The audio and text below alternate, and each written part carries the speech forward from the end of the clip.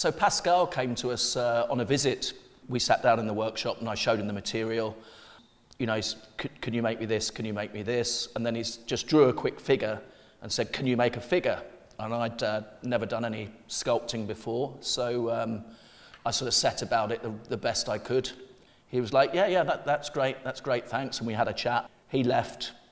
And then when the project actually started, he sent me a load of images of these wooden figures, all laid out in various guises, and said, yeah, I'd like you to make me some of these. So, yeah, all sorts of different characters. So each one of those, of course, has its challenges as to how you're going to make them. They're made in parts, so we always make the head first. That goes away and is kept hot.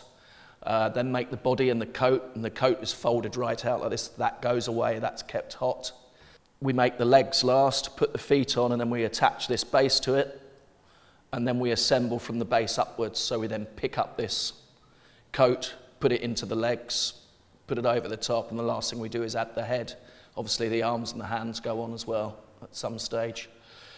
So with Pascale's project, it was a case of, first of all, just making from photographs, because that's all we had to go from, really. We actually asked if we could have the figures sent over, so the wooden figures themselves were actually sent over, so I could really get an idea of the translation, the embodiment of what they were.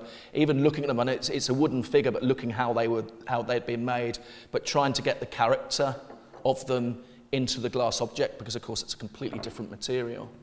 You know, and I wanted that translation to be as close to Pascale's wish as I could possibly get it. So the first few figures we made, we sent him photographs, and he said, yeah, that's great, yep, continue making them like that. And as the project developed, then so the making processes got more and more complicated. There's a fair amount of that went on as well, you know, so you'd be sent a large figure like this that was, the interpretation, you know, was fairly similar, and that was what I wanted to do. I really wanted something to copy so I could make them as close to his wish as I possibly could.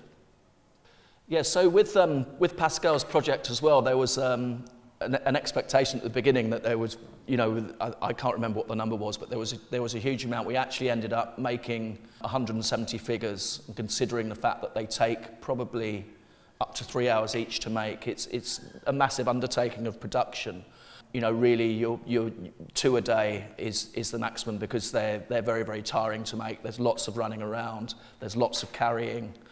But even though it sounds like production, it was like production, but also every single one is individual. And that was actually quite a joyous part of it, really, because when you see them start to come together, I think at the end when you add the head, you know, and the whole object sits there, that's when everything comes together, and you know, you have your doubts 3/4 of the way through process how it's going to come out, and then as soon as it all comes together, they just, you know, they seem to work. And I, you know, confident in saying I thought they were a really good embodiment of the wooden sculptures. I tried to capture that, and with all these projects, the most important thing is to capture what the artist wants. It's nothing to do with my idea or aesthetic or anything else. It's to do with what the artist wants, and trying to communicate that through the material is, you know, is as tough a part as it is making it.